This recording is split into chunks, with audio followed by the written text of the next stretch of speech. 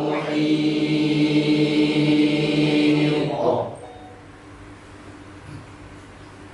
Assalamualaikum warahmatullahi wabarakatuh. Waalaikumsalam warahmatullahi wabarakatuh. Akan dibaca dulu Faruk.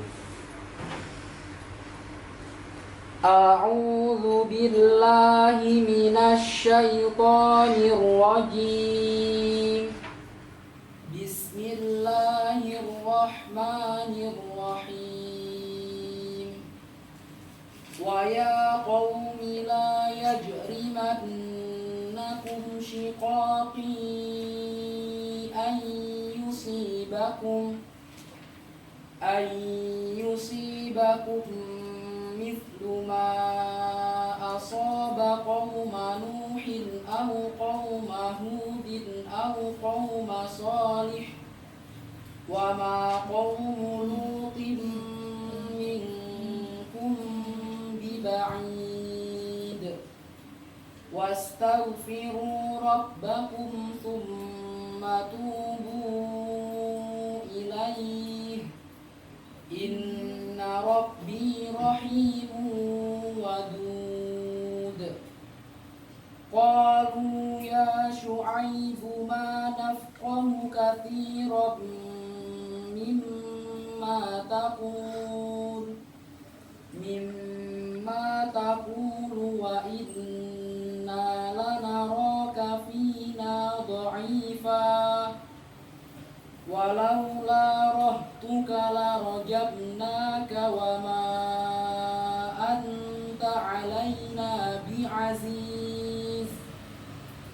Qala ya qaumi arahti a'azzu alaykum minallah wattakhadhtumuhu wara'akum dhihriya inna rabbi bima ta'maluna muhit.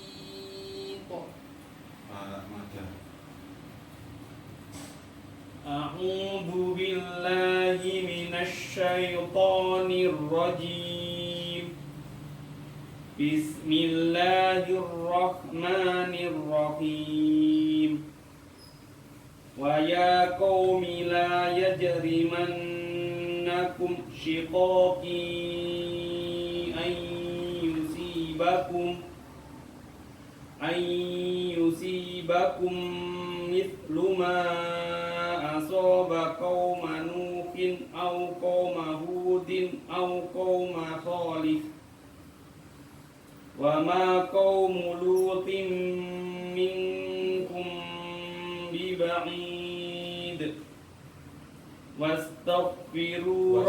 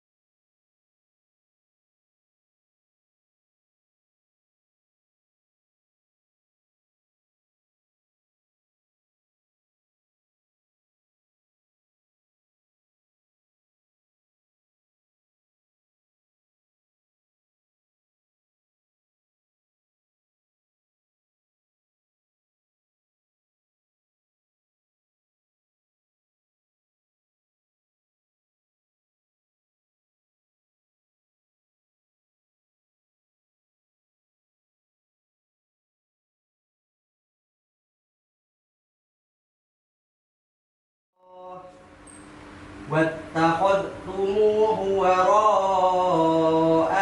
dhikriya. Ulangi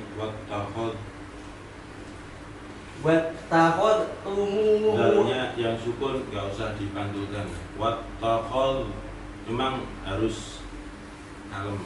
Wattakhadhtumuhu wattakhadhtumuhu wara'akum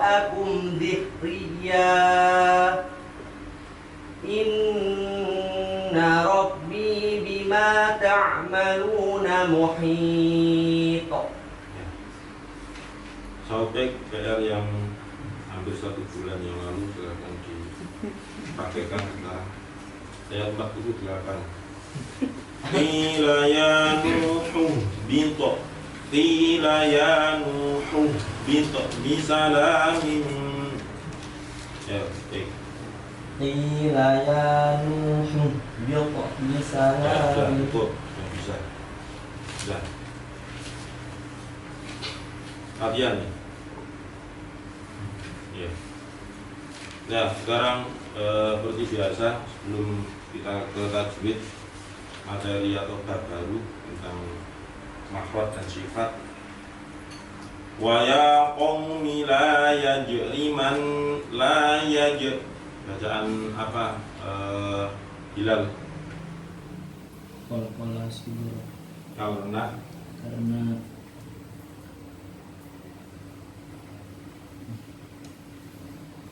mati di tengah ayat. mati di tengah ayat. Mati di tengah ayat. Sing mateni sapa terusnya? Padahal sudah saya katakan jangan menggunakan alasan antara di tengah ayat atau di akhir ayat. Itu alasannya anak PAUD, Pak. Anak PAUD pantas jawab seperti itu. Mahasiswa salah tiga. Ya udah. Jawabannya antara karena huruf qalqalahnya mati asli. Itu kalau qalqalah surah. Kalau kubro karena huruf qalqalahnya disukun karena waqaf. Sudah cukup itu aja. Saya kurang setuju kalau jawaban qalqalah sughra itu karena apa di tengah ayat atau di akhir ayat. Karena kenyataannya lam yalid walam yulad itu dalnya sukun asli, tapi kenyataannya di akhir ayat. Akhirnya kan nggak bisa mewakili secara keseluruhan jawaban seperti itu, gitu loh. Paham lah? Coba ulangi mana? Bedanya piye antara untuk membedakan antara qalqalah kubra sama sughra, alasannya? Karena sukunnya asli. Kalau Sing subur disukun apa? huruf qalqalahnya asli. Apa asli? Huruf qalqalahnya disukun asli atau huruf qalqalahnya sukun karena Waqaf. waqaf. Coba ulangi mana? Huruf qalqalahnya karena sukun mati. Sukun mati. Dia sukun di sana jenenge sukun mati. Guys mau nyebut mutamati karuane pamitan ngomong enggak.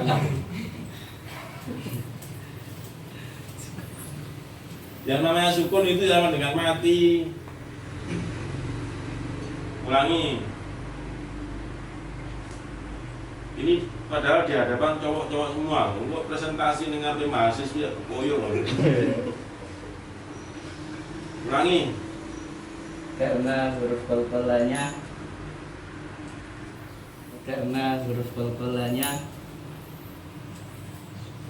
sukun asli. Itu yang Yang qalqalah. qalqalah subro. Terus yang kubro. Yang kubro sukunnya di akhir waqaf. Iki tonggone Amrosi. Ini menangi radikal dengan tangkap ngomong. Ini tanggine Amrosi ini. Daerah Tenggulung, Solo Puro, Lamongan. Karena kalau qalqalah kubro, huruf qalqalahnya sukun karena waqaf. Enggak usah bengok waqafe, biasa ya. Jeling-jeling lan. Lanjut la yajrimannakum shiqaqi ay akhir bacaan Majais munfasil. Alasannya karena matopi bertemu dengan hamzah di lain kalimat. ya karena matobi bertemu dengan hamzah di lain kalimat. Panjangnya berapa majais itu? Antara 4 dan 5 harakat. Boleh 2, boleh 4, boleh 5. Coba lagi praktekan yang dipanjangkan 2 harokat. Shikoki itu tapi dibaca 2 harokat saja. Shikoki Lebih itu lebih dari 2 harokat. 2 harokat itu kan 1 alif sama dengan itu dengan matobi'i. Ulangi. Shikoki ayyusibakum. Ya, shikoki ayyusibakum. Itu 1 alif atau 2 harokat. Terus lanjut ayyu.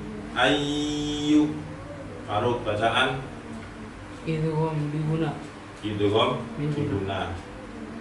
Alasannya kenapa disebut bacaan idgham biguna? Karena ada nun sukun bertemu dengan huruf ya. Ya, karena nun sukun bertemu dengan huruf ya. Kemudian huruf idgham biguna ada berapa, Ruk? Ada 4, Pak. Sebutkan. Ya, nun, mim, waw. Ya, kayak aneh mau belajar ini. Yusibakum kumis bacaan apa? Gum. Idgham bila guna, Pak. Idgham bila guna. Idgham bila guna berarti sebabnya apa disebut idgham bila guna itu?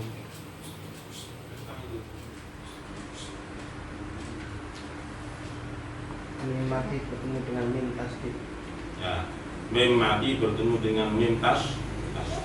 Nah, misalnya idgham bila guna, idgham itu kan artinya masuk, bila guna tanpa dengung. Berarti mocone kita salah kemarin itu fasoha. Ayyusibakum mislu lah gitu, karena yang namanya idgham itu bagaimanapun masuk tapi tanpa dengung. Nah, kita kan baca yusibakum gitu. Oke, Gong. Pak. Oh, ikhfa. Coba sekarang gini aja, praktekkan kalau memang itu bacaan ikhfa, itu aja wes. Ayyusibakum Nah, itu jenenge dengung. Maksudnya idgham itu. Wong ikhfa kok. Ikhfa itu samar. Contoh apa itu? Minkum. Lah itu ikhfa itu minkum. Kalau ikhfa berarti ayyusibakum mislu. Jadi 2 mulut nggak boleh nempel. Go. Itu cara baca ikhfa. Mana-mana kalian mau revisi terakhir.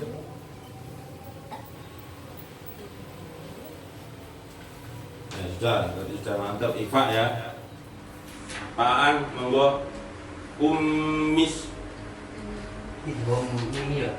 Ya, idgham mimi karena Mim sukun bertemu dengan huruf mim.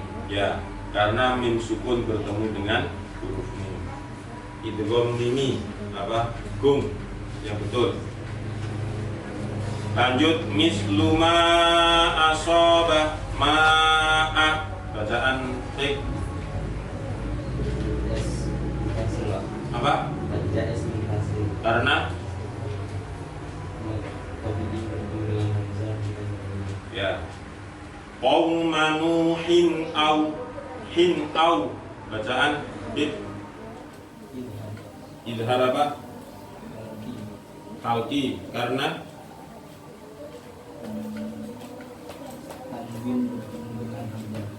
tanwin bertemu dengan hamzah. Huruf idhar halki ada 6. Sebutkan.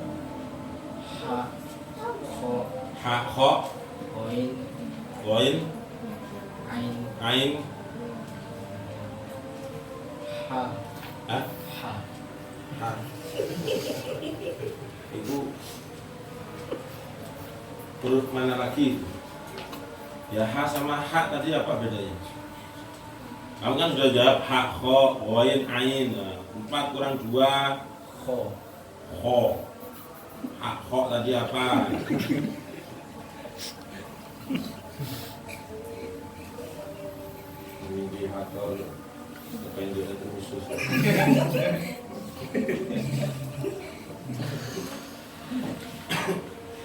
Diurut aja, Beb. Misalkan dari makhrajnya yang paling bawah sana, yang paling mendekati dada yaitu hamzah dan ha. Terus yang tengah-tengah itu kan ada dua, ada ha dan ain. Kemudian yang paling atas ada dua, ada wain dan kho. Nah, itu misalnya ingin nggak lupa gitu. Atau sesuaikan urutan dari huruf hijaiyahnya. Berarti dari hamzah silakan, atau dari ha kho silakan. Berarti ha kho ain wain, kemudian ha dan hamzah. Terserah, yang penting bisa diingat gitu. Ya. Hin au qauma. Tadi kan alasannya idhar halki karena tanwin bertemu dengan hamzah. Yon, yang dimaksud dengan tanwin itu apa? Tadi dia sudah menyiapkan alasan dari Hudin gitu, ya. Jawaban Hudin sudah disiapkan sama Yon, ternyata meleset. Saya tanya definisi tanwin, Yon. Itu pertama dulu udah hampir 2 tahun lah.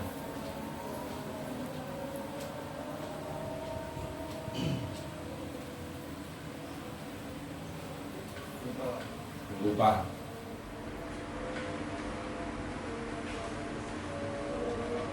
At-tanwinu huwa nunun sakinatun talhaqu akhirul ismi lafdhan la khaton. Di tanwin itu adalah nun sukun yang ada pada akhir kalimat isim yang tampak ketika dibaca dan hilang ketika ditulis. Dan definisi itu ada di awal bab nun sukun atau tanwin. Pak Mada hudin au qau hudin din au. Din au bacaan apa Pak Mada?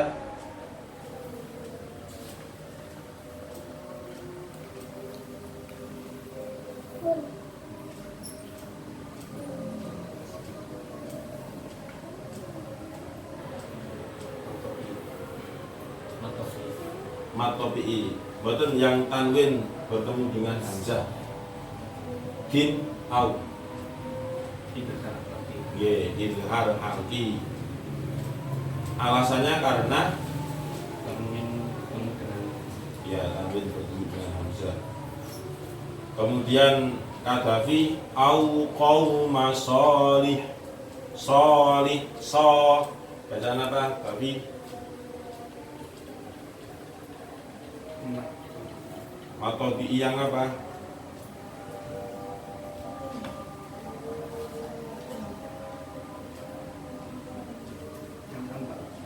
Yang keempat. Ayat matobi yang solih sonya ya.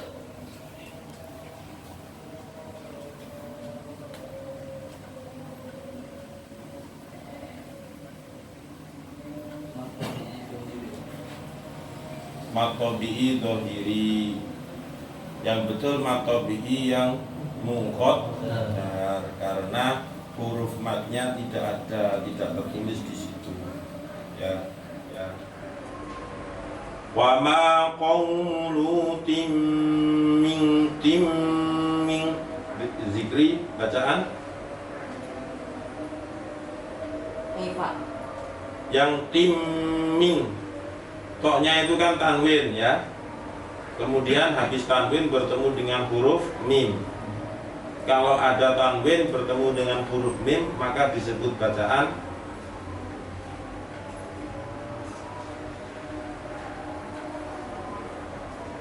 ini. Seandainya kamu bisa jawab harga dirinya yang lain gimana mahir unwaha atau stay bapak langsung. Nah, dimaklumi aja karena masih belum itu. Ayo Dwi, timin bacaan idgham biguna.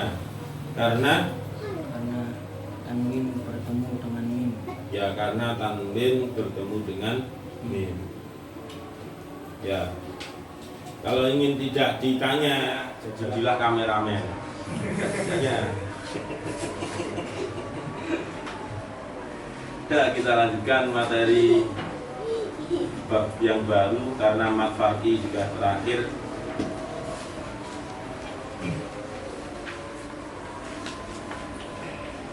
Halaman 34. Bismillahirrahmanirrahim. Bismillahirrahmanirrahim. Pasal 6. Pasal 6. Tempat-tempat keluarnya huruf. Tempat-tempat keluarnya huruf. A. A. Huruf-huruf Al-Qur'an. Huruf-huruf Al-Quran. Tempat keluarnya huruf hijaiyah Tempat keluarnya huruf hijaiyah yang jumlahnya ada 29. yang jumlahnya ada 29. Seorang qari perlu mengetahui tentang Seorang qari perlu mengetahui tentang huruf-huruf Al-Qur'an huruf-huruf Al-Quran yang mutawatir yang mutawatir dan bersumber dari Nabi Muhammad sallallahu alaihi wasallam. dan bersumber dari Nabi Muhammad SAW. Bacaan ini mayoritas dipakai di negara Indonesia Bacaan ini mayoritas dipakai di Indonesia yang merujuk pada qiraah yang menuju pada qiraah yang diriwayatkan oleh Imam Hafiz dari Imam Asim Al-Kufi. yang diriwayatkan oleh Imam Hafiz dari Imam Asim Al-Kufi. Jika dilihat dari segi qiraahnya Jika dilihat dari segi qiraahnya secara mutawatiro, secara mutawatiro, yaitu bacaan yang bersumber dari Rasulullah sallallahu alaihi wasallam, yaitu bacaan yang bersumber dari Rasulullah SAW, maka huruf-huruf Al-Qur'an itu maka huruf-huruf Al-Quran itu terdiri dari beberapa bagian, terdiri dari beberapa bagian, yaitu di samping 29 huruf yaitu di samping 29 huruf juga masih ditambah juga masih ditambah dengan cabang-cabangnya dengan cabang-cabangnya yang juga merupakan huruf-huruf huruf-huruf yang diajarkan oleh Nabi, yang diajarkan oleh Nabi, dan masing-masing huruf tersebut dan masing-masing huruf tersebut mempunyai ketentuan-ketentuan makhraj dan sifat-sifatnya sendiri. mempunyai ketentuan-ketentuan makhraj dan sifat-sifatnya sendiri. Bismillahirrahmanirrahim. Saya jelaskan terlebih dahulu.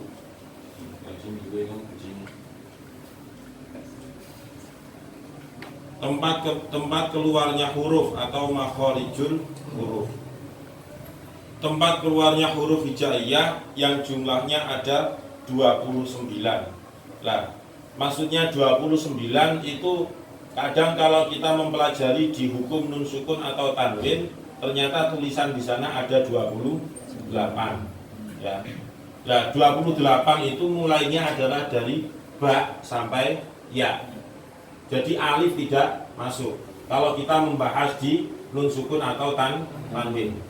Tapi kalau makharijul huruf sebagaimana yang hampir setiap malam kita baca bersama, misal contoh huruf ba keluar dari dua bibir disebut huruf syafawiyah, itu jumlahnya adalah 29 karena ketambahan satu huruf yaitu alif. Jadi sebenarnya 28 ketambahan satu yaitu alif akhirnya menjadi 29. Jadi alif itu juga mempunyai makharijul huruf, artinya mempunyai makhraj, tempat keluarnya ada, yaitu dari rongga mulut. Seorang qari perlu mengetahui tentang huruf-huruf Al-Quran yang mutawatir. Artinya orang yang membaca Al-Quran itu harus mengetahui satuan dari huruf per huruf yang ada di dalam Al-Quran. Yang mana huruf-huruf dalam Al-Quran itu adalah mutawatir. Artinya kita belajar Al-Quran itu dari guru kita, kemudian guru kita belajar kepada gurunya lagi, terus kepada gurunya lagi, terus sampai nyambung kepada sahabat, kemudian nyambung kepada Kanjeng Nabi. Itu yang disebut dengan mutawatir. Kalau nggak nyambung atau mungkin ada salah satu yang putus sanadnya, rantai sanad itu tadi, maka dikatakan tidak mutawatir. Nah, bersumbernya dari siapa ya? Dari Kanjeng Nabi Muhammad. Kemudian Nabi Muhammad dari Allah langsung melalui malaikat Jibril. Bacaan ini mayoritas dipakai di negara Indonesia yang merujuk pada qiraah yang diriwayatkan oleh Imam Hafiz dari Imam Asim Al-Kufi. Nah, bacaan yang kita gunakan dalam belajar Al-Quran, dalam membaca Al-Quran itu hampir ya 98 atau 99% bahkan di negara Indonesia ini semuanya menggunakan riwayatnya Imam Hafiz an Asim. Sebagaimana yang mungkin kalian juga sudah pernah mendengar penjelasan bahwasannya ada yang disebut dengan qiraah sab'ah. Nah, qiraah sab'ah itu diantaranya Imam Hafiz an Asim itu masuk di dalamnya. Nah, adapun kalau di luar negeri, mungkin di Jazirah Arab yang bagian mana, itu mushaf Al-Qur'annya kadang berbeda penulisannya dengan yang ada di negara Indonesia. Misal kalau salah ya tolong ditalat. Tak, kalau di negara Indonesia titik atasnya adalah 2. Belum tentu di negara Jazirah Arab yang menggunakan riwayat non Imam Hafiz an Asim itu tulisannya seperti itu. Bisa jadi tak itu titiknya ada di bawah lah gitu. Karena memang zaman Kanjeng Nabi dulu penulisan Al-Quran itu titik itu nggak ada, atau nuktoh itu nggak ada, atau harokat itu juga nggak ada. Makanya para sahabat itu sangat kuat hafalannya, dibacakan oleh Kanjeng Nabi itu langsung dihafalkan, sudah mancep langsung. Jadi tidak berdasarkan tulisan. Karena tulisan pada waktu itu masih berserakan di mana-mana, di pelepah kurma, bebatuan dan sebagainya. Belum seperti sekarang. Nah, makanya jangan terlalu buru-buru untuk mengatakan bahwasanya jika kita mendapatkan mushaf Al-Quran itu kok berbeda cetakannya seperti di negara Indonesia, ya di cross-check terlebih dahulu. Karena itu mungkin cetakan Al-Quran yang berbasis di luar sana atau di negara Arab yang bagian mana ternyata menggunakan riwayat non Imam Hafiz an Asim. Seperti yang beberapa tahun atau hampir tiap tahun itu mesti ada. Kalau dulu pernah ada sampai dikaitkan dengan perpolitikan, nah seperti itu nggak masuk akal sebenarnya. Jadi di negara Indonesia ini sudah istilahnya baku dan juga sudah istimewa. Penjagaan Al-Quran itu sudah luar biasa. Bahkan di versi Android itu juga versi Lajnah Pentasih Al-Quran itu tidak tinggal diam. Sebelum itu dinyatakan legal, maka harus melalui pentasihan di Lajnah sana. Nah itu berlapis-lapis ya.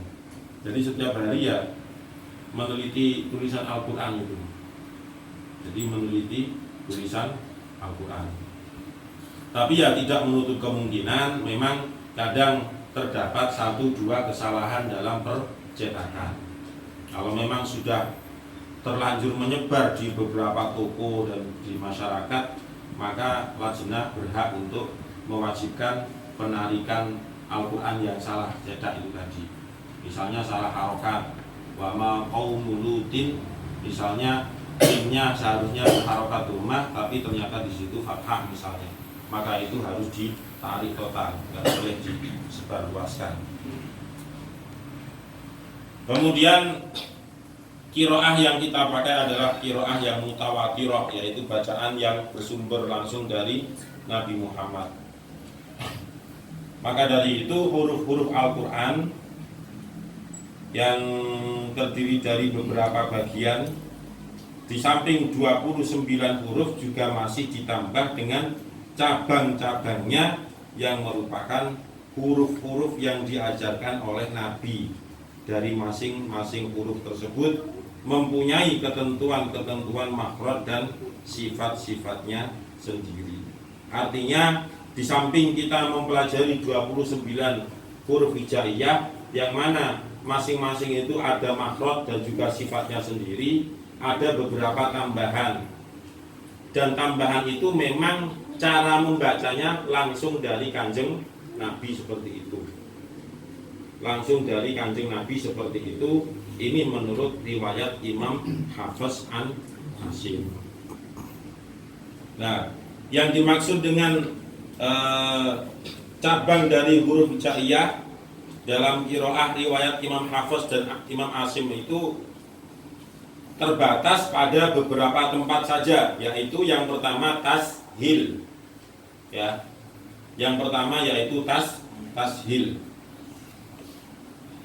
Tashil artinya mudah atau ringan. Sahala yusahhilu tashilan, itu artinya ringan. Terdapat pada surat Fussilat ayat 44 juz 24 yang berbunyi alha yami yu. Nah, itu yang hamzahnya yang kedua itu disebut dengan bacaan tashil. Nah, ini yang disebut dengan cabang dari 29 huruf hijaiyah. Artinya bacaan tersebut menurut riwayat Imam Hafiz an Asim itu sebenarnya Kanjeng Nabi ya juga dulu bacanya seperti itu. Kalau nggak seperti itu nggak mungkin turun-temurun sampai kepada kita itu bacaannya demikian. Berarti mengalami perubahan. Itu artinya kalau misalnya tidak mutawatir. Yang kedua imalah. Artinya imalah itu adalah condong antara fathah dan kasroh. Terdapat pada surat Hud ayat 41 juz 12 yang berbunyi Bismillahi majreha wa mursaha. Majre yang seperti beberapa hari yang lalu sudah kita pelajari bersama. Itu yang disebut dengan imalah. Kemudian yang ketiga ismam, artinya bercampur atau mengumpulkan. Terdapat pada surat Yusuf ayat 11 juz 12 yang berbunyi la ta'manna, itu ismam. Yang keempat yaitu lam taulil, yaitu lam yang harus dibaca dengan tebal atau berat, khususnya yang terdapat pada lam jalalah yang jatuh setelah harokat fathah atau dhammah seperti Allahu. Jadi bacanya bukan Allahu tapi Allahu. Itu yang disebut dengan lam taulil. Nah, itulah 4 cabang selain 29 huruf hijaiyah yang menurut riwayat Imam Hafiz dari Imam Asim. Jadi 4 itu aja, tidak ada yang lain. Yang pertama yaitu tashil, praktek membacanya jami'yu wa arabi. Jadi hamzah yang kedua itu tengah-tengah ya. Ya enggak ke ha, ya tapi ya hampir ke ha, tapi enggak terlalu kelihatan haknya antara hamzah dan apa? Jami'yu wa arabi, bukan aha, bukan begitu, tapi aha, sedikit nafas yang keluar. Coba bersama. Aha jami'yu wa arabi. Jami'u wa arabi. Jami'u wa arabi. Jami'u wa arabi. Wa arabi. Wa arabi. Bismillahi majreha wa mursaha. Bismillahi majreha wa mursaha. La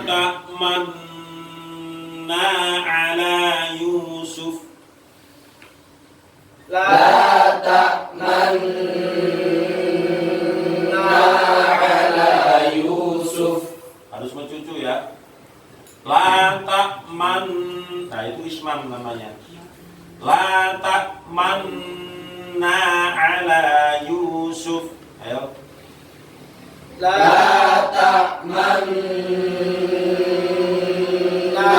ala Yusuf. Bukan meringis, mencucu, bukan meringis.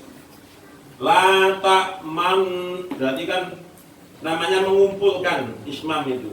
Ngumpulnya itu ya bibir itu ya ngumpul, bukan meringis.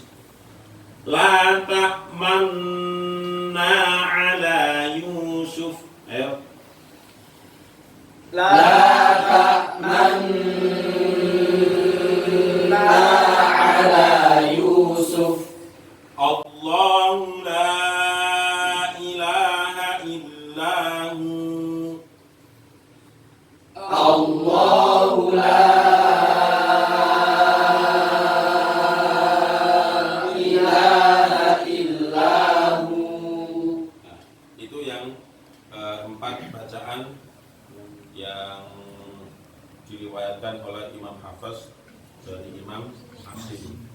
Jadi yang perlu kita biasakan ya baca tashil, baca imalah, kemudian baca ismam. Karena memang tidak seperti biasanya, tidak sesuai dengan tulisannya, cara membacanya berbeda. Kemudian untuk ismam itu memang ada dua cara membaca dan itu dua-duanya benar. Kalau guru-guru kita itu ya banyak yang mempraktekkan di ketika man itu posisi bibir sudah ngumpul ya. La ta'man, nah gitu. La ta'manna. Kemudian Syekh Mahmud Al-Qusairi itu seringnya juga baca seperti itu. Yang pertama tadi langsung ngumpul. Kemudian boleh juga bacanya tidak langsung ngumpul gini. Dengung dulu, ngumpul, kembali biasa, baru na lagi. La ta'manna. Jadi ada tiga tingkatan dewe nengor. Itu juga benar, tidak salah. Silakan dipraktekkan yang mana. Tapi kalau guru-guru kita ya seperti yang pertama tadi, kebanyakan beliau membaca langsung ngumpul seperti itu, bukan yang nomor 2. Tapi nomor 2 itu juga tetap benar. La ta'manna itu benar untuk ismam itu. Dan sadaqallahul azim. Allah